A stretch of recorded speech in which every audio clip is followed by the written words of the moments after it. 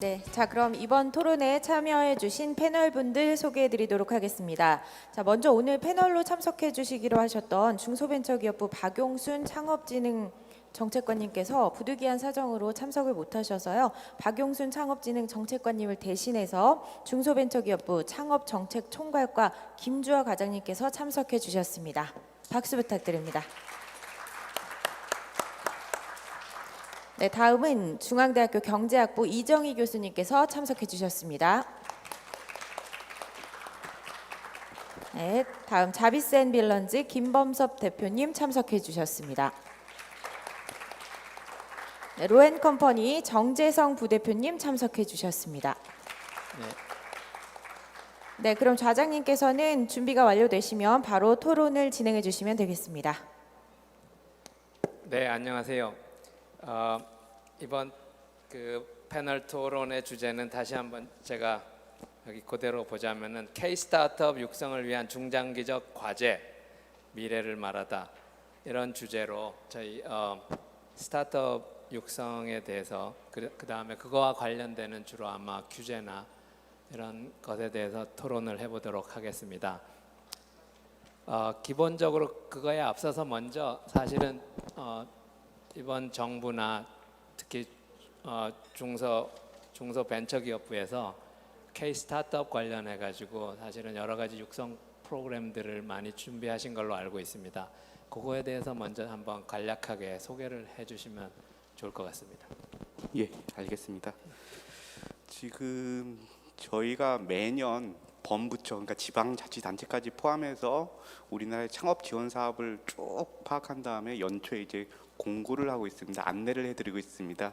시장에 안내를 해드리고 있는데 금년 초에 22년에 그 창업 지원 사업 규모가 중앙부처 14개 중앙부처, 17개 광역지자체, 그리고 63개 기초지자체에서 사업 개수로는 378개, 예산 규모로는 3조 7천억 정도 됩니다.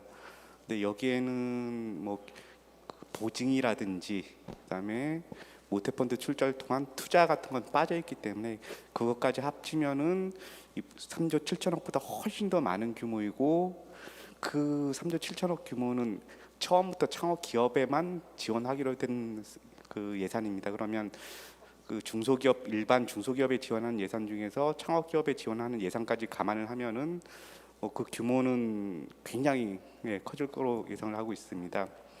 이 규모가 과연 우리나라 창업 시장의 규모를 따라가는 건지 아니면 좀 그보다 더 오바된 건지, 이것은 좀 신중한 검토가 필요할 텐데, 이렇게 지금까지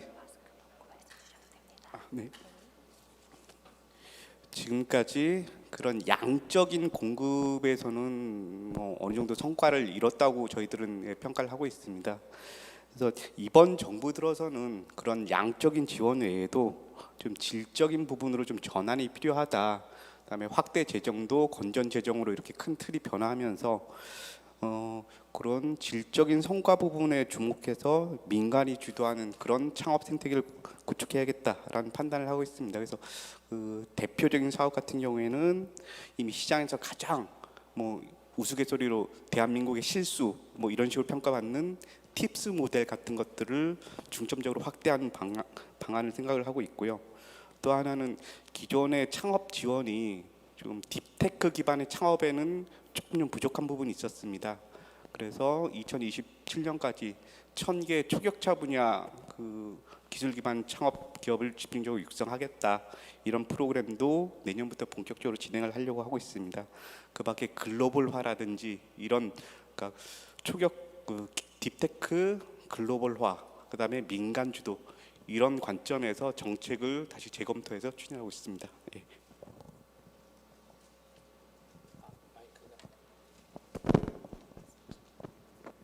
네, 감사합니다. 이런 여러 가지 육성 정책 하에서도 불구하고 여전히 사실은 스타트업들이 우리나라가 막 발전하는데 치고 나가는데 있어서는 특히 사업을 확장하고 하는 데 있어서 가로막고 있는 여러 가지 규제 사항들이 아직은 좀 많다고 보입니다. 그런 것들을 현장에서 어떻게 느끼시고 계시는지, 여기 마침 두 분의 스타트업 그 대표께서 참석을 해주셨기 때문에 현장에서의 뭐 애로사항 내지는 문제점 이런 것들을 한번 얘기해 주시면 좋을 것 같습니다. 먼저 어떻게 그러면은 김범섭 대표님께서 한번 얘기해 주시고 그다음에 정재성 부대표님도 네, 예. 마이크가 되나요? 네네 됩니다. 좀 전에 그 김주아 그 과장님께서 말씀해주신 것처럼 그 이제 팁스 말씀해주신 팁스를 이제 저희가 지원을 받았는데요. 저희는 이제 2015년도에 창업해서 2016년도에 팁스 지원을 받고 그래서 계속 성장을 했는데 사실 2020년까지는 전혀 이런 뭐 갈등이나 이런 문제가 없었어요. 말씀해주신 것처럼 이제 그 초기에 이제 성장할 때까지는 갈등 문제가 없었는데 저희가 2020년에 이제 3.3이라고 하는 이제 개인들의 이제 세금 환급 서비스를 내놓으면서 이제 서비스가 이제 좀 본격적으로 성장하는 그 타이밍에 이제 그 작년 3월에 세무사회와 이제 세무사 고시회로부터 이제 고소 고발을 당했거든요. 근데 이제 그 고소 고발에 이제 그러니까 이유가 된 거가 이제 세무사법. 근데 세무사가 아닌 자는 이제 세무 대리를 하면 안 된다라는 것과 또 누구든지 이제 세무 대리를 알선이나 소개함으로써 대가를 받으면 안 된다라고 하는 이제 그 법 조항이 있는데 사실 그 이제 법이 만들어질 때에 이제 상정했던 그 이제 규제를 하려고 했던 이제 거기에 그러니까 저희 같은 이제 이런 뭐 IT 기술이 들어간 건 아니었고 뭐 알선 같은 경우에는 이제 뭐 브로커들을 좀 방지하기 위한 거라든지 세무 대리 같은 경우에도 이제 그 이제 세무 사무소에서 일하는 이제 그 총무라고 하죠. 그런 분들이 이제 좀그 세무 대리를 하는 것에 이제 방지하기 위해서 만든 법인데 그게 이제 포괄적으로 이제 저희 이제 뭐 이런 IT 스타트업들이 이제 적용이 되면서 조금 이제 그 규모가 커지면서 말씀 주신 것처럼 이제 스케일업하는 과정에서 약간 이 부분들 이제 이제 세무사들이 이제 세무사 분들께서 이제 느끼시기에는 좀 이제 같은 시장으로 들어오는 거 아닌가라고 하는 이제 그런 지점에 있었을 때에 이런 규제들을 이제 좀 어떻게 보면 활용하셔서 좀 그 이제 저희의 진입을 좀 막는 그런 좀 상황들이 좀 벌어지긴 했습니다. 그런 갈등이 좀 많이 생기는 거죠.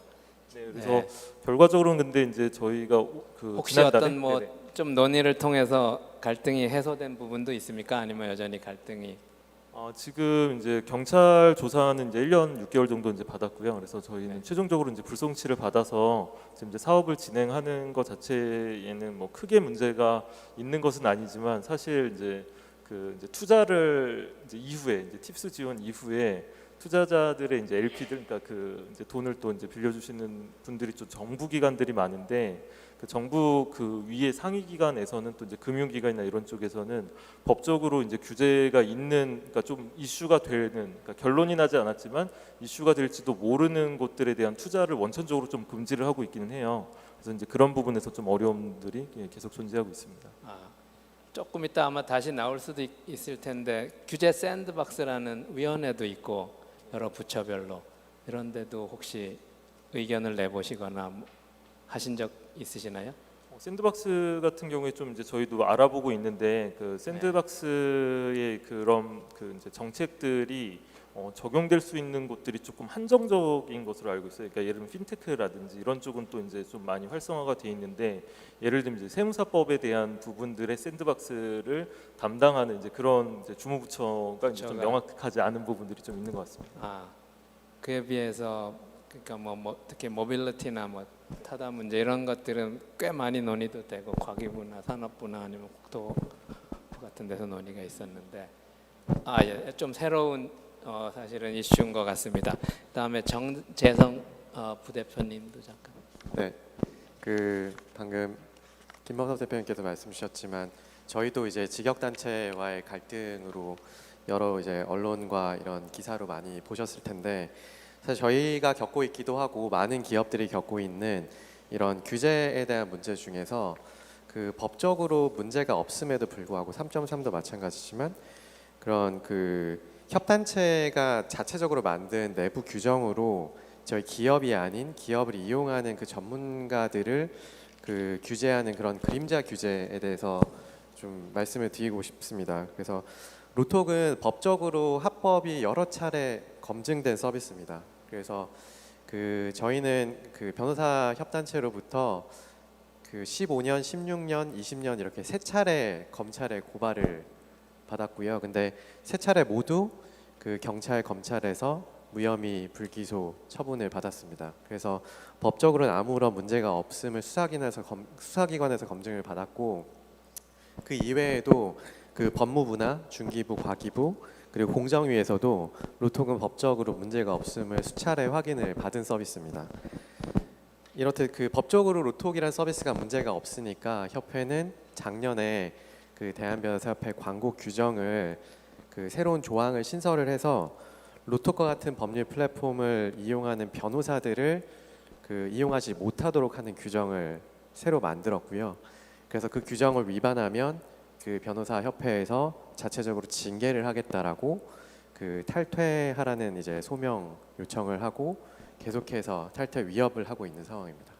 그래서 법적으로 문제가 없는 이제 기업은 검증이 돼서 직접적으로 규제는 하지 못하니 그 이용하는 변호사들이 그 서비스 이용하지 못하도록 해서 간접적으로 저희 서비스를 규제하고 있는 그런 그림자 규제 형태를 띠고 있습니다.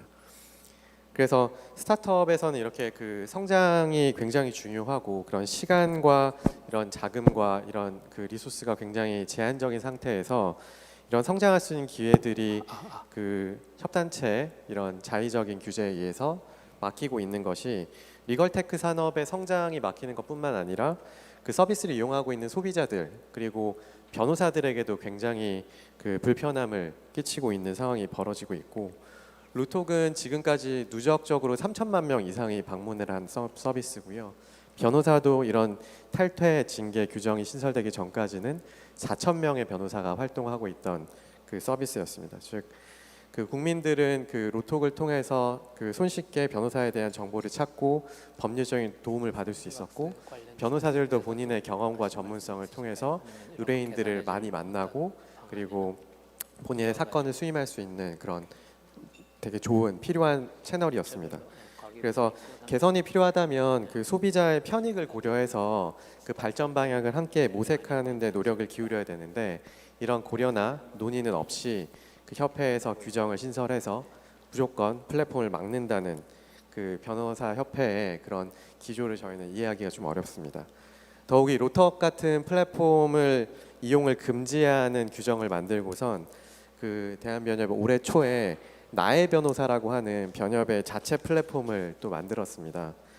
결국 나의 변호사를 출시한 것은 변호사 정보를 검색하고 변호사를 쉽게 만날 수 있는 플랫폼의 필요성을 어떻게 보면 협회도 인정한 것이라고 볼 수 있는데, 그렇다면 정말 국민들을 위한다면 로톡과 같은 플랫폼이 그리고 나의 변호사 같은 플랫폼이 더 많이 출시가 돼서 법률 소비자와 변호사가 더 활발하게 소통할 수 있는 기회가 확대되어야 되고, 그런 편익을 더 증진시키는 방향으로 건전한 경쟁을 해야 되는데, 이런 사설 플랫폼들은 무조건 없애져야 한다고 하고 본인들의 협회 플랫폼만 유지되어야 된다는 주장을 협회는 하고 있습니다. 그래서 최근에 이제 택시 대란이 일어나면서 그 타다가 타다금지법으로 베이직 서비스 종료했던 것이 다시 이야기가 되고 있는데, 사실 타다가 계속 베이직 서비스를 운영할 수 있었다면 그 카카오 모빌리티나 또는 다른 여타 서비스들과 택시 업체들이 결국 소비자 편익을 증진시키는 방향으로 건전한 그 경쟁을 통해서 산업이 더 발전할 수 있지 않았을까 생각을 합니다. 그래서 규제 개선 사각지대에 놓여 있는 저희와 같은 이런 그림자 규제로 고통받고 있는 스타트업들을 위해서 사실 이런 협단체가 임의 규정을 만들어서 특정 기업을 괴롭히는 것을 정부에서는 이제 관리 감독할 수 있는 시스템을 갖춰야 된다고 생각하고요. 그리고 문제 발생 시에 좀 해결을 위해서 협단체 이해관계 조정에도 적극적으로 나서 주셨으면 좋겠습니다. 로엔컴퍼니도 사실 작년부터 수차례 협회 측에 여러 차례 대화 제안을 했었는데 그 한 차례도 이루어지지 못했던 것이 협회가 모든 그 소통을 거절하고 이제 문을 닫아서 그렇습니다. 그래서 정부 차원에서 이런 적극적인 개입을 통해서 이런 그림자 규제로 어려움을 겪는 기업들이 중재를 위해서 좀 적극적으로 나서줬으면 좋겠습니다.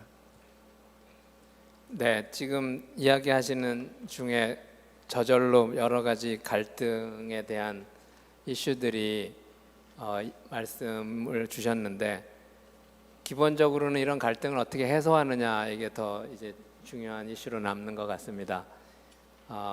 다음 주제는 약간 그런 쪽으로 좀 초점을 둬가지고 한번 말씀을 나눠보면 좋을 것 같은데요. 이 분야 전문가이신 우리 이정희 교수님께서 사실은 그런 방향의 어떤 그 방법들이 있는지 뭐 안들이 있는지 좀 한번 얘기해 주시면 좋을 것 같습니다.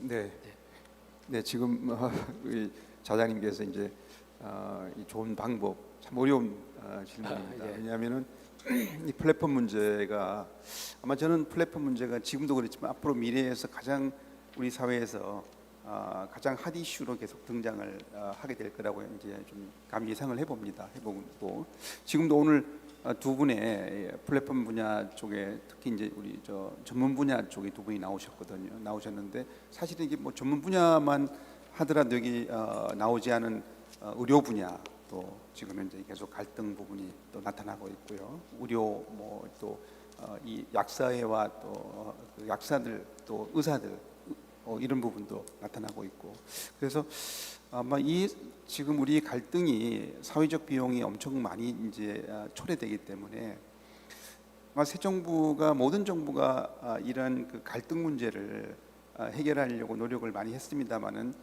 사실 그 갈등 문제는 너무나 이해관계가 너무나 다르기 때문에 사실 조정해서 답을 내놓는다는 게 대단히 어렵다 이렇게 봅니다. 사실 지금 오늘 이제 여기 두 분은 이런 전문 분야 쪽의 플랫폼이지만은 또 일반 생활 분야의 플랫폼들 뭐 카카오부터 시작해서요. 여기도 지금 계속 이제 지금 뭐 주요 이슈로 지금 한번 떠오르고 있고 앞으로도 계속 그런 여러 가지 논란의 문제가 있을 거로 이제 생각이 됩니다. 그런데 결국에는 지금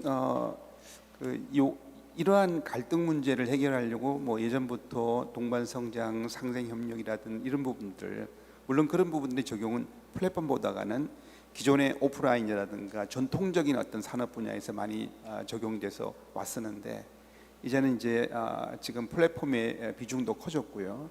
온라인 쪽에 소비자들 의존도가 많이 커진 상태이기 때문에 지금 또 벤처 창업 분야가 계속 특히 플랫폼 관련된 쪽에서 많이 이제 만들어지고 있어서 이 부분들에 대한 어떤 해법을 찾는 게 대단히 중요해졌다 이렇게 생각이 됩니다.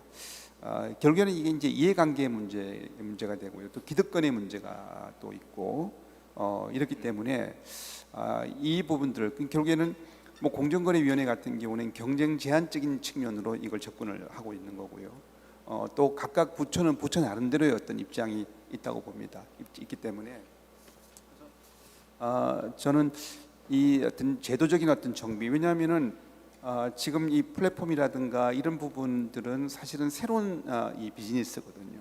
새로운 비즈니스가 앞으로 계속 만들어질 텐데 그러면 새로운 비즈니스에 대한 어떤 정부가 어떻게 새로운 비즈니스에 어떻게 조정적인 역할을 하려고 한다 그러면은 결국에는 공무원들도 새로운 사고를 가져야 될 거라고 봅니다. 그렇지 않으면은 아마 이 문제가 해결되기가 왜냐하면은 그동안에 전통적으로 해왔던 이러한 이 방식 가지고는 대단히 어렵지 않을까 이렇게 생각이 되고 저는 물론 이게 시간을 가지면 시간이 지나면은 여기에 이제 소비자 문제가 늘 있는 거죠. 소비자의 아까 말씀하셨듯이 소비자 편익 문제도 있는데 이 소비자의 편익 문제 같은 것들을 고려돼야 되는데 아무래도 소비자는 여기에 피해도 보고 불편을 겪고 하지만은 당장 이해관계에 직접적인 어떤 당사자가 아니기 때문에 때로는 소비자들은 되게 서운하지만은 지금까지는 늘 조금 이제 한쪽에 비켜져 있어 왔던 것은 사실이다 이렇게 볼 수 있습니다. 볼 수 있어서 아마 소비자가 계속적으로 그 요구함이 점점 커지는 여론이 만들어진다는 것이 아마 그게 아마 문제 해결을 해나가는데 아마 큰 힘이 될 수 있다라고 생각이 됩니다. 그래서 지금 방식 문제는 상생의 문제 지금 새 정부도 그 국민통합위원회를 만들었고요. 그 통합위원회 안에 또 여러 특별위원회들 상생 이런 관련 위원회들을 또 만들어가고 있고 이렇게 하는 것으로 알고 있습니다. 그만큼 지금 이런 갈등 문제 이걸 어떻게 통합적으로 해결하고자 하는 노력들에 하고 있다 이렇게 볼 수가 있는데 지금 제가 뭐 오늘 어떤 방식이라는 것을 딱 답을 드릴 수 있는 상황은 아니지만은 여기 지금 상당히 이 문제는 대단히 중대하고 또 사회적 비용 여러 가지가 워낙 크기 때문에 이 부분들에 대해서는 정부가 무조건 뭐 정부가 법을 가지고 또 이게 개입하기도 어렵고요. 또 한편에 그냥 또 내버려 둘 수도 없고 이런 상황이 됐기 때문에 아마 많은 여러 가지 뭐 지혜를 모으면서 아마 답을 만들어 가지 않을까 이렇게 일단은 생각을 해봅니다. 네. 네. 사실 많은 논의가 필요한 부분인 것 같습니다. 혹시 뭐 이런 부분에 대해서 중기벤처부 차원에서 생각하시고 계시거나 한 부분 있으십니까? 이런 의견을 많이 받으셨을 것 같은데. 예, 규제에는 경험적으로 보니까 여러 가지 유형들이 있습니다. 예를 들어서 정말 이렇게 옛날에 만들어서 옛날 상황에 맞는 규제여서 지금 상황에서 도저히 적합하지 않은 규제. 뭐 예를 들면은 온라인 플랫폼을 통한 중고차 거래 이런 비즈니스 모델에 대해서 몇 대 이상 주차할 수 있는 주차장을 마련해 놔라. 이런 규제는 누가 봐도 이건 잘못된 규제이기 때문에 이런 규제는 오히려 쉽게 풀릴 수 있습니다. 또 신기술과 관련된 규제는 조금 더 어렵죠. 그러니까 예를 들어서 수소 연료 전지 충전, 그러니까 수소 연료를 베이스로 하는 새로운 선박, 이런 선박 안전 기준에 대한 문제, 이런 문제는 신기술을 적용하는 문제이기 때문에 이것은 규제 샌드박스를 통해서 기술의 안전성이라든지 이런 것들을 검증하는 어떤 프로세스가 이미 구축이 잘 되어 있습니다. 물론 뭐 그게 얼만큼 빨리 스타트업들이 원하는 만큼 신속하게 진행되느냐 이 문제는 별개의 문제인데 일단 제도적인 틀이 갖춰져 있습니다. 근데 오늘 지금 이슈가 되고 있는 플랫폼 기업, 플랫폼 스타트업들과 뭐 정확히 찍어서 말하면 전문 직역 단체 간의 갈등, 이런 문제는 방금 전에 우리 이정희 교수님께서 잘 말씀해 주셨듯이 정부가 법을 통해서 어떻게 할 수 있는 여지가 굉장히 좀 좁습니다. 왜냐하면 스타트업과 갈등하는 이익 집단의 문제를 어떤 정부가 공권력을 통해서 제도 설계를 통해서 어떤 제도를 설계하든 양자가 만족할 수 있는 그런 방안은 아마 쉽게 나올 수가 없을 것 같고요. 그다음에 이것을 예를 들어서 해당 부처 또는 뭐 공무원들한테 이것을 너네가 풀어봐라. 이것도 역시 쉽지가 않은 문제입니다. 물론 중소벤처기업부 입장에서는 당연히 중소기업과 벤처기업, 스타트업을 지원하는 데기 때문에 두 분 대표님과도 이미 몇 번 미팅을 하고 저 장관님 주재 간담회에서도 몇 번 뵙고 정부 부처 차원에서는 이걸 필요하다. 소비자들의 선택권을 확보하고 그다음에 정보의 자유로운 개방성, 투명성 이런 부분에서 스타트업들이 충분히 긍정적인 역할을 하고 있기 때문에 이게 필요하다라고 저희들은 당연히 보고 있습니다. 근데 이것을 어떤 사회적 대타협, 갈등의 중재 이런 것은 아마 정말 실무적으로 쉽지 않은 그런 어려운 문제일 것 같습니다. 그래서 방금 전에 말씀 주신 대로 어떤 신기술의 문제라든지 뭐 낡은 규제라든지 이런 차원의 문제가 아니라 어떤 사회적 갈등의 문제다. 이것은 토론과 대타협이 필요한 문제이기 때문에 이것을 좀 풀 수 있는 그런 범국가적, 범국민적 그런 협의체 이런 것들이 있고 거기서 충분한 논의가 이루어져서 나온 결과물에 대해서는 서로 인정을 하고 승복하는 이런 어떤 문화라든지 이런 과정이 있어야지 이게 풀릴 수 있을 것 같다 이렇게 생각하고 있습니다. 네, 그런 사회적인 합의가 필요한 것 같습니다. 제가 조금 다른 관점인데 아마 보통은 인문사회과학적이거나 다른 관점 말고 제가 조금 기술적인 관점에서만 한번 바라보면 인공지능 기술이나 이런 발전 관점에서만 바라보면 여기 스타트업 두 분이 계신데 제가 양면 둘 다를 말씀드리고 싶은데 사실 산업 발전이나 이런 걸로 보면 이런 플랫폼 회사들이 이제 우리나라에서도 생기고 글로벌 회사도 생기고 나와야 되는 게 맞는 것 같고 그런 면에서 규제를 어떻게든 빨리 풀어서 이런 회사들이 나올 수 있도록 하고 하는 게 중요한 거는 같습니다. 근데 소비자 사실은 반대로 제가 소비자 입장이 돼 보면 이게 한편으로 지금 아마존이 그런 예인데요. 제가 보기엔 한 수십 년 동안 해가지고 마이크가 나중에는 이런 플랫폼 회사가 결국은 사실은 독점으로 갈 가능성이 높거든요. 지금은 뭐 여러 가지 이슈가 있고 치고받고 하지만 결국은 상당히 독점하는 하나의 회사로 결국 가격 경쟁 이런 걸로 가가지고 그렇게 되면 상당히 위험해질 수 있는, 물론 아주 먼 얘기일 수도 있고 안 올 수도 있는 얘기이기도 하지만 한편으로는 생각은 해야 되는 부분도 있는 것 같습니다. 그러니까 그런 부분에 대해서는 두 회사 대표께서는 어떻게 생각을 하시는지요? 제가 말씀 좀 그 부분을 사실은 협단체에서 많이 주장하는 부분들인데 사실 스타트업은 아직 이제 막 성장하는 그런 중소기업이고요. 그래서 저희 같은 그런 버티컬 플랫폼들이 많이 생겨나야지 사실 이런 뭐 네이버나 구글 같은 대형 IT 플랫폼들과 건전한 경쟁을 사실 할 수 있다고 생각합니다. 당장 변호사 저희가 지금 이제 로톡에서 변호사들이 활동하고 광고를 하게 되는데 그 광고 시장만 해도 사실 네이버와 구글이 형성하고 있는 변호사 광고 시장의 수십 분의 1 수준밖에 되진 않습니다. 그래서 네이버나 이제 구글 같은 광고는 경쟁 비딩 방식이기 때문에 클릭당 가격이 계속 올라가고 있는데 이런 버티컬 플랫폼들이 저희뿐만 아니라 여러 플랫폼들이 소비자 편익을 중심으로 더 많이 성장하고 발전을 해야 건전한 경쟁을 할 수 있는데 이것도 아까 예를 들었던 타다가 사실 베이직이 타다 금지법으로 이제 서비스를 종료를 했었는데 그로 인해서 결국은 카카오 모빌리티가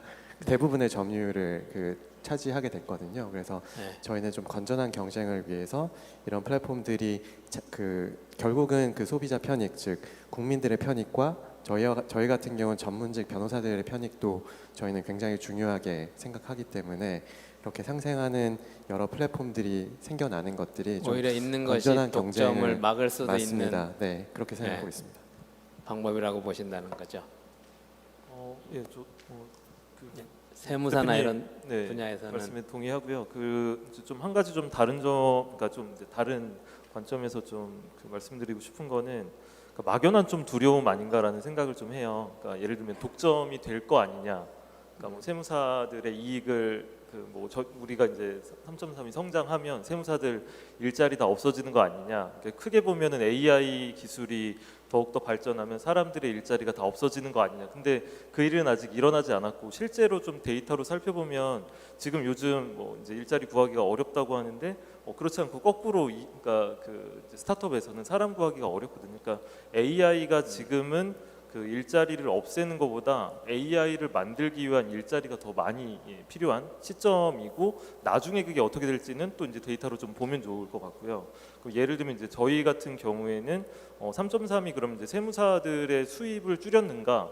그렇지 않고 해마다 계속 세무사들의 수입은 계속 높아지고 있어요. 그래서 그러니까 세무사분들이 평균적으로 이제 수임하는 고객들의 연평균 수입이 3억이거든요. 그리고 이제 저희 고객들의 연평균 수입은 1,000만 원이에요. 그러니까 완전히 사실은 고객층이 다르고 시장이 완전히 다르기 때문에 그러니까 사실은 세무사분들의 영역을 저희가 이제 침범하는 게 아니라 그러니까 세무라고 하는 인더스트리는 같지만 저희가 이제 기술로 이 단가를 낮췄기 때문에 이전에는 세무 서비스를 이용할 수 없었던 고객들, 그러니까 한 2만 원 정도 저희 이제 평균 단가가 한 2만 원 정도이기 때문에 2만 원이면 충분히 이용할 수 있는 고객들 층이 있었고 세무 고객들이. 근데 50만 원 이제 세무사분들한테 가면 이제 적어도 10만 원 넘게 몇십만 원을 내야 되니까 이제 그 시장은 형성되지 않았던, 그러니까 아직 발견하지 못했던 시장이 있는 거죠. 그래서 그 시장을 기술로 이제 AI나 이런 기술들로 내려오게 되면 더 많은 사람들이 쓸 수 있는. 그러니까 생각해 보면은 옛날에 이제 이제 마차에서 자동차로 넘어갈 때 마차를 탈 수 있는 건 귀족들만이었는데 기술로 그 단가가 내려오면서 중산층들이 이동 수단을 확보할 수 있었던 것처럼 기술이 해결할 수 있는 거는 그러니까 좀 보편성을 확보하는 이제 그런 측면에서 충분히 좀 더 좀 두고 볼 필요가 있는 것 같다. 그러다가 그러니까 진짜 이제 어떤 한 기업이 독점으로 가게 되면 그 일이 일어나면 그때 이제 저희가 그 뭐 우리나라도 그렇고 전 세계적으로 독점을 규제하는 방법에 대해서는 이미 많이 이제 그 저희들이 갖고 있는 거잖아요. 그래서 그런 정책들, 그러니까 독점을 규제하는 정책들로 독점이 일어났을 때 규제를 하는 게 맞고, 독점이 될지도 모르는 스타트업들을 앞으로 독점이 될지도 모르니까 지금부터 그냥 이렇게 싹을 밟아야 된다라고 하는 거는 조금 그 아까 말씀하신 것처럼 이미 독점에 가까워진 그 기업들과의 공정한 경쟁, 그리고 기존에 이제 이쪽 사업을 이제 이익을 하고 있던 분들과의 경쟁에 있어서 너무 이제 불리한 위치에 있게 만드는 것 같다라는 생각을 합니다.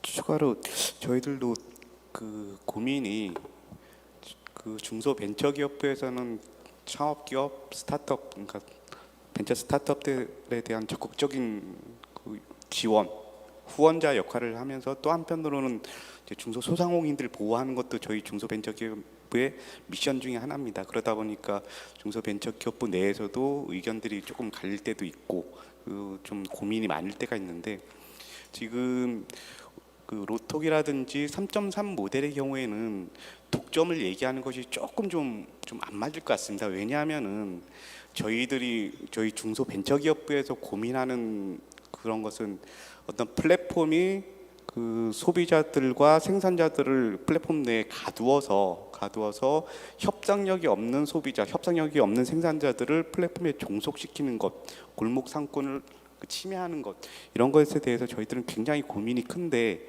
지금 이 경우에 있어서는 저희들이 내부적으로 좀 고민을 해봤을 때 그런 경우 같습니다. 지금도 플랫폼이 지금도 독점이 아닌 분들 지금 이제 막 자라나기 시작한 그 스타트업인데, 반대로 이 전문 직역 단체의 경우에는 이미 법에 의해서 독점적인 서비스 공급 권한이 있습니다. 국가에서 뭐 변호사, 세무사 외에는 그 업을 하지 못하고 시험을 봐서 자격증이 부여되고 유사한 이름을 가질 수 없고, 이런 정부에 의해서 독점적인 권한이 부여된 단체들입니다. 서비스 공급 권한이 이미 독점이 되어 있는 거죠. 설령 이 두 플랫폼이 굉장히 커져가지고 나중에 독점권을 가진다. 그래서 그 경우에 쌍방 독점이 되겠죠. 그러니까 대등한 협상력을 가진 그 주체들 간의 어떤 뭐 갈등이든 조정이든 일어날 텐데, 지금 그와 다르게 지금 저희들이 민감하게 보는 독점 문제는 오히려 소상공인 영역에서의 독점 문제고, 그리고 결정적으로 또 하나 말씀드리고 싶은 것은 이미 김범석 대표님이 말씀해 주셨다시피 일어날지도 안 일어날지도 모르는 문제, 그 다음에 그런 문제가 발생하면은 사후적으로 충분히 대처가 가능한 문제란 그런 점에서 이 독점을 이야기하면서 특히 아마존 사례는 소비자들에 대한 피해가 큰 거지 않습니까? 그래서 조금 좀 독점을 이유로 이 플랫폼 기업, 이 두 유형의 플랫폼 기업에 대해서 그건 미리부터 좀 견제를 해야 된다라는 것은 너무 좀 그 기우가 아닐까, 그렇게 좀 생각합니다. 네네. 어떻게 보면 지금까지는 발견하지 못했던 일종의 롱테일 같은 새로운 시장을 발견해서 사실은 시작하시는 거라고 볼 수도 있는 것 같고요. 그 다음에 하신 말씀 중에 중요한 게 하나 있는 것 같은데, 저희 나라 규제는 이걸 미리미리 단속해가지고 하는 성향이 너무 강한 게, 그래서 특히 이제 북미나 이런 데 비해서 되게 보수적인데, 첨단이나 AI 이런 쪽을 보면 사실은 미국 같은 경우는 일단은 허용을 해주고 해보고 실험해보고 문제가 생기면 그때 가서 이제 정부가 관여해가지고 조치를 취한다든지 뭐 갈등을 해소하는 이런 방식으로 조금 더 참아주고 해주는 게 있는데, 우리나라는 많은 부분에서 그런 것 같은데 미리미리 그거를 사실 정부가 계속 그래 왔던 것 같기는 합니다. 그래서 그것도 장점이 있을 수는 있겠지만 사고를 방지한다는 차원에서 이게 아마 지금 그런 거에서 한번 변화가 있어야 될 시기인 것 같습니다. 네, 하실 말씀 있으세요? 아까 이제 지금 저자님께서 좋은 질문을 이제 하셨는데요. 저는 이제 그러니까 지금 현재 요 플랫폼 문제는 조금 어떻게 봐야 되는가 하면은, 국민적 관점에서 볼 때 비용 문제하고 편의성 문제를 고려를 해야 된다고 생각을 합니다. 지금 이제 여기 전문 직역 단체 이제 두 분이 나오셨는데, 여기 지금 전문 분야의 그 플랫폼의 갈등 문제하고 일반 생활 분야 쪽에 또 플랫폼의 갈등 문제는 좀 다른 문제라고 봅니다. 왜냐하면 지금 상황 자체가 지금 변호사 쪽이나 세무사 쪽에서는 사실 이제 국민들을 상대로 서비스를 이제 하는데 이때 국민들 입장에서 볼 때는 비용의 문제거든요. 그럼 그동안에 내가 전문 변호사 혹은 전문 세무사를 이용을 할 때의 비용이랑 지금 이렇게 AI 플랫폼 형태에서 내 비용이랑 어떤 것이 국민들에게 훨씬 더 좀 여러 가지 뭐 좋은 점이 일종의 우리 국민 소비자 후생적인 관점에서 본다 그러면 아마 이게 지금 두 분이 관여하는 분야는 이 비용을 떨어뜨리는 거 아니겠어요? 비용을 떨어뜨리는 거니까 비용을 떨어뜨리고 접근을 좀 더 가까운 접근. 사실 이제 일반 국민들이 법률적으로는 상당히 거리감이 있거든요. 거리감이 있기 때문에 전문성도 상시 떨어지고 그래서 비용도 논의되고 주장되어 왔고 또 좀 의지를 많이 보였지만은 여전히 우리나라의 규제 방식은 여전히 대부분은 파지티브 방식. 일단은 규제를 하고 나중에 이제 규제를 좀 뭐 부분적으로 풀어주는 개선을 해나가는 방식이죠. 그러니까 네거티브는 결국에는 뭐냐 필요한 부분만 규제를 해나가고 처음부터 모든 걸 그냥 해버리면은 한마디로 이제 싹이 자랄 수가 없는 문제가 생기잖아요. 그러니까 그냥 전방위적으로 그냥 규제를 해버리면은 그 안에서 싹이 자랄 수 있는 이런 기회조차 없어지는 문제가 있기 때문에 이런 이제 네거티브 방식으로 좀 바꿔야 된다는 부분들이 계속 강조되고 있다라고 보겠습니다. 그래서 저는 결국 이제 새로운 관점, 이런 새로운 사고에서 이런 정책도 다뤄져야 될 부분이 있다. 그리고 아까 플랫폼 문제는 좀 나눠서 생각할 부분이 있다고 말씀드리고 싶습니다. 그러니까 아까 소상공인들과의 어떤 그런 갈등, 예를 들면 배달의 민족 같은 배달 앱 같은 경우는 이게 우리 생활 밀접형인데요. 거기는 이제 누구를 상대로 하는가 하면 결국에는 소상공인들을 또 상대로 하고 소비자에게 서비스를 제공하는데 이제 결국에는 이게 지금도 빅3가 뭐 90% 이상을 차지하는 이제 시장 점유율을 갖고 가는 상황이 됐죠. 그러다 보니까 문제는 비용이 떨어져야 될 비용이 이제 올라가고 있잖아요, 그죠? 배달료도 올라가고 있고 중개료도 올라가고 이러다 보니까 이 문제에서 거기에 이 거래를 참여하는 소상공인 입장에서는 비용 부담이 커진다. 주문은 많이 들어오는데 비용 부담이 많이 커지다 보니까 내가 노력한 만큼의 그 수익이 불만이 생기는 거죠. 이런 문제를 어떻게 해결할 거냐? 이런 것들이 앞으로 또 이 플랫폼에 지금 이제 지금 오늘 전문 직역 분야하고 다른 어떤 그런 그쪽에서의 고민이 또 있지 않을까 이렇게 봅니다. 네, 감사합니다. 그 한 가지 조금 논의해 보고 싶은 게 지금 두 회사에서도 지금 나오셨지만 인공지능 기술을 통해서 사실은 실제로는 어떤 일자리는 점점 없어지는 거는 피할 수 없는 일인 것 같거든요. 그래서 그런데 지금 상태에서 모르는 새로운 일자리가 제가 보기에는 계속 생기고 오히려 더 고도화된 결국은 사람들이 지금까지 해온 일을 보면 하기 싫고 힘들고 아니면 뭐 피하고 싶은 이런 일들은 보다는 좀 더 여유 있게 뭔가 하고 더 보수도 더 받고 부가가치도 높은 이런 일자리로 계속 옮겨가고 있는 것 같습니다. 긴 역사를 통해서 보면 그게 명확하게 맞는 것 같고요. 근데 AI는 지금은 보면은 두려움 때문에 그게 안 보이고 아직 뭐가 나타날지 사실 잘 모르는데 구체적으로 두 회사 관점에서 새로운 일자리가 어떤 게 만들어지고 있는지 한번 힌트를 줘 보시면은 좋을 것 같습니다.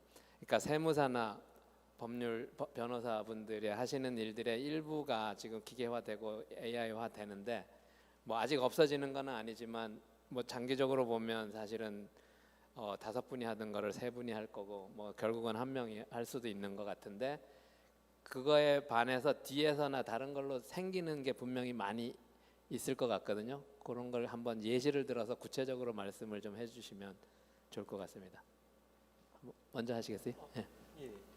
그 이제 저희는 그 이제 세무 쪽을 기술로 이제 혁신을 하고 있는데 뭐 대표적으로 그 그 이제 그 세무사무소에 가면 영수증들을 다 타이핑해서 입력을 하고 이제 기장이라고 하는 그러니까 입력을 하나하나 뭐 영수증 뭐 커피 10,000원 뭐 하시는데 커피를 뭐 복리후생비로 넣고 이런 일들을 하는 거거든 하는 일들이 상당히 이제 그러니까 시간과 노력을 많이 들이는 일인데 그거를 이제 저희가 다 이제 자동화를 했기 때문에 이제 그 일들이 없어지는 거죠. 근데 좀 지금 생각해 보면 그 일을 꼭 사람이 해야 되는 건가? 되게 그 부가가치가 낮은 거죠. 그러니까 시급을 높이 줄 수 없는 일.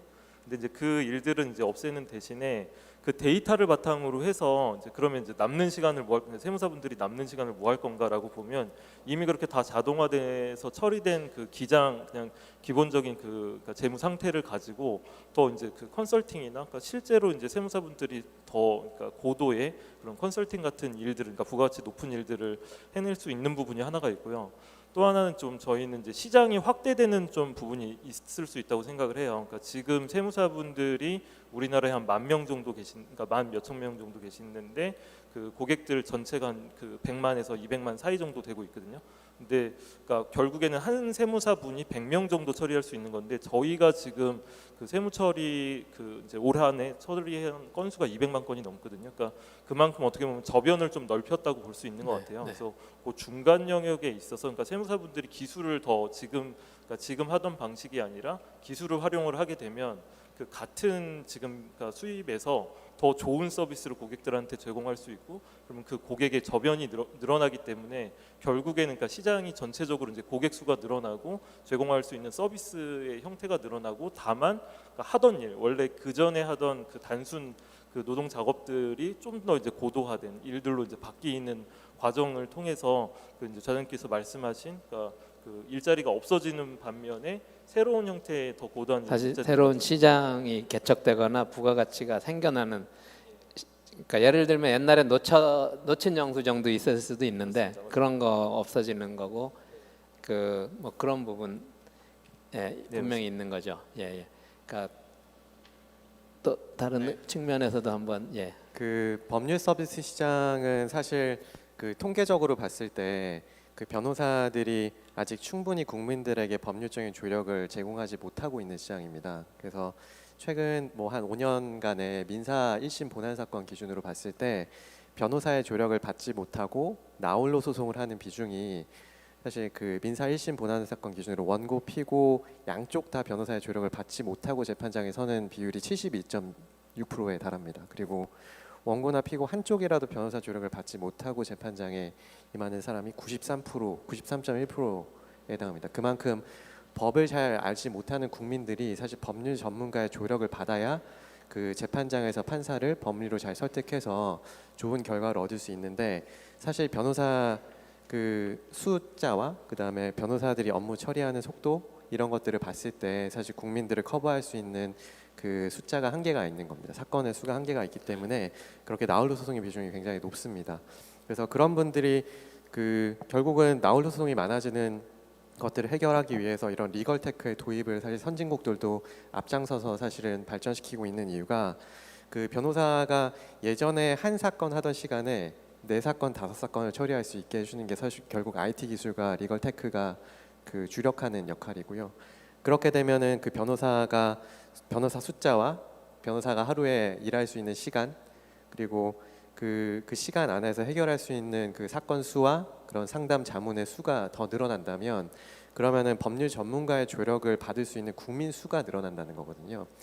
그래서 법률 전문가의 조력을 받을 수 있는 국민 숫자를 더 늘리는 방향으로 그 지금 그 로스쿨의 도입 취지도 결국 법률 서비스 대중화라는 차원에서 이제 공급자를 늘리긴 했는데 결국 수요와 공급이 잘 만나서 결국 법률 전문가의 조력을 더 많은 사람들이 받을 수 있도록 하는 것과 더불어 그 변호사들의 이제 업무 그 처리 속도를 더 빠르게 올릴 수 있는 그런 그 업무 그 매니지먼트 솔루션이나 그런 변호사의 판결문을 검색하고 분석하는 그런 솔루션들이나 이런 것들이 굉장히 발전을 하고 있는 이유가 결국은 변호사의 그 생산성을 높이고 효율성을 높이기 때문에 결국 시장을 키우고 그 법률 전문가 조력을 받을 수 있는 국민 수를 키우는 방향이기 때문입니다. 그래서 아까도 이제 교수님께서 잠깐 말씀 주셨지만 그 법률 서비스의 비용이 결국 지금 그 낮아지고 있는 그 이유는 결국 변호사의 숫자, 공급자가 굉장히 늘어났기 때문입니다. 결국 시장 경제 관점에서 봤을 때 변호사 공급자가 결국 10년 전에 그 사법고시만 있을 때 대한민국에 등록된 변호사 수가 12,600명이었습니다. 지금 그 대한변협에 등록된 변호사 수가 32,500명이 됐습니다. 그 공급자가 이렇게 빠른 속도로 늘어났기 때문에 결국 수요 공급에 따라서 그 변호사가 많아진다고 소송을 한 번 할 걸 두 번, 세 번 하지 않기 때문에 수요 대비해서 공급이 굉장히 빨리 늘어났기 때문에 비용이 줄어들었는데, 그럼 변호사들 입장에서는 시간 대비해서 내가 버는 돈이 줄어들었다 생각할 수 있는데, 네네. 그게 결국은 리걸테크가 생산성을 높여서 같은 시간에 더 많은 사건을 처리하게 된다면 그 가격이 절반으로 떨어져도 3배, 4배의 생산성을 낼 수 있다면 변호사들도 네. 결국은 돈을 더 벌 수 있고, 그다음에 법률 전문가의 조력을 받을 수 있는 국민 수도 늘어나고 시장도 커질 수 있을 거라고 생각합니다. 네, 그러니까 제가 조금만 첨언을 드리자면, 그러니까 제가 봐도 변호사나 세무사 수는, 그러니까 분들은 AI가 바로 대체하거나 이런 거는 상당히 어려울 거고, 만약에 한다 그래도 꽤 오래 걸릴 거고 염려 안 하셔도 돼요. 근데 그 밑에 일하시는 스텝은 사실은 약간은 우려를 하셔야 되는데, 그거를 근데 지금 예를 들면은 10명의 스텝이 있으시다면 사실은 스텝 수는 반으로 언젠가 줄어들 수도 있습니다. 근데 제가 보기엔 지금은 아까 하신 말씀을 들어보면 10명의 스텝으로 지금 100이라는 일을 했다면은 사실 AI를 도입하면 10명을 해고하실 필요가 없고 10명을 유지하면서 1000만의 일을, 그 시장이 있는데 아직 활용을 못 하신 부분이 많거든요. 그거를 하는 거고, 그래서 스텝도 우려하실 필요가 제가 보기에는 없어요. 근데 한 10년, 20년 후에 간다면은 그 스텝을 내가 직업으로 가질 건가 지금 고민하시는, 예를 들면 대학생들이 있다면은 고민해봐야 됩니다. 그거는 고민해봐야 돼요. 그리고 AI하고 도움을 받아가지고 내가 그 다음 단계를 할 생각은 해야 되는 것 같고, 그러니까 지금 그런 부분은 있다는 것도 같이 생각되는데, 어쨌든 보통은 오해하시는 게 그럼 그분들이 바로 없어질 거라고 우려하시는데 그렇게까지는 아닌 부분이 많습니다. 그래서 더 생산성을 높이는데 지금 있는 인력들이 활용하고 그분들이 한번 업그레이드 될 필요는 계속 있는 것 같고요. 그런 게 어쩌면 정부가 계속 해야 되는, 다음 직업 교육이나 아니면 다음 세대 교육을 할 때 해야 되는 부분인 것 같습니다. 그 시간이 거의 다 된 것 같은데요. 뭐 교수님께서 잠깐 그 앞으로 그 갈등 해소나 규제나 이런 거에 대해서 좋은 혹시 안이 없을까요? 큰 방향에 대해서는 아까 잘 말씀을 해주셨는데. 네, 뭐 규제는 사실 필요에 의해서 규제가 탄생이 됩니다. 사실 필요가 없는데 규제가 탄생되지는 않거든요. 근데 그 필요성을 좀 떨어뜨린다 그러면 규제가 만들어질 뭐 근거가 약해지지 않을까. 근데 결국은 필요성을 떨어뜨린다는 것은 결국엔 갈등이 우리가 자율적으로라도 줄어든다 그러면은 그래서 이 갈등 부분들을 정부가 개입해서 조절할 거냐, 아니면은 거기 이해관계자들이 인식을 좀 해서 예를 들어서 앞으로 만약에 이 갈등이 계속되면은 결국에는 정부가 규제할 수밖에 없는, 이럴 때는 피차 서로 손해 볼 수밖에 없는 이런 어떤 인식 부분들이, 그래서 저는 상생 협력에 대한 어떤 그런 이 인식 자체가 확산될 필요가 있다. 그래서 이런 부분들을 정부가 잘 환경 조성을 좀 해야 될 거라고 보고요. 그래서 앞으로 이 지금 플랫폼 문제는 정부가 앞으로 법적으로 개입을 할 거냐, 이런 부분들은 결국에는 지금 이 시장에서 그런 상생 문화가 확산된다 그러면은 그럴 필요성이 떨어질 거고, 그렇지 않으면은 우리 과거에 봤듯이 결국엔 또 법이라는 이러한 또 강력한 규제가 또 뭐 들어오게 될 가능성도 있어 보입니다. 그래서 저는 상생이라는 부분들을 많이 주문하고 싶고, 정부 입장에서는 이러한 아까도 말씀드렸듯이 새로운 분야 고민이 사실은 정부도 많이 될 겁니다. 이걸 어떻게 개입해서 어떤 가이드라인을 좀 만들어 갈 거냐 하는 부분인데, 이것도 지금 정부도 결국에는 어떤 여러 가지 정책에 대해 있어서 만들어지는데, 이걸 바라보는 관점이라든가 이런 부분들에 대해서 좀 여러 가지 변화와 새로운 관점에서 이 산업을 잘 볼 수 있어야 되지 않을까, 이렇게 생각을 해봅니다. 네. 그러면 뭐 아마 이 패널을 저희가 마칠 시간이 된 것 같습니다. 오늘 토론을 통해서 커버를 못한 부분도 좀 있기는 한데, 제가 보기엔 인공지능이나 디지털 트랜스포메이션 이런 거를 통해서 정말 저희가 전환의 시대에 와 있는 것 같고요. 여기서 규제나 이런 스타트업 육성이나 이런 걸 잘 하면은 앞으로 글로벌 시장에서 선도하는 그런 회사들이 우리나라에서도 이제 나올 수 있는 대로 가는 거고, 만약 그게 다시 전환이 잘 안 된다면 여전히 글로벌 시장에서는 힘을 쓸 수 있는 그런 기업이 나오기는 어렵지 않나, 저는 이런 생각이 듭니다. 그런 면에서 좀 더 큰 시장을 내다보고, 아까 세무사나 변호사 국내 시장으로만 보는 것보다는 이거를 기술로 한다는 거는 사실은 우리나라 영역을 넘어서 글로벌 시장에서도 결국 우리나라 산업 경제가 발전할 수 있는 기반이 되는 거라는 이런 관점으로 생각해. 제도를 할 때도 그런 거 큰 시각에서 한번, 특히 정부에서도 나오셨는데 고려해가지고 해볼 수 있는 기회가 됐으면 합니다. 오늘 패널은 이걸로 마치겠습니다. 감사합니다. 네.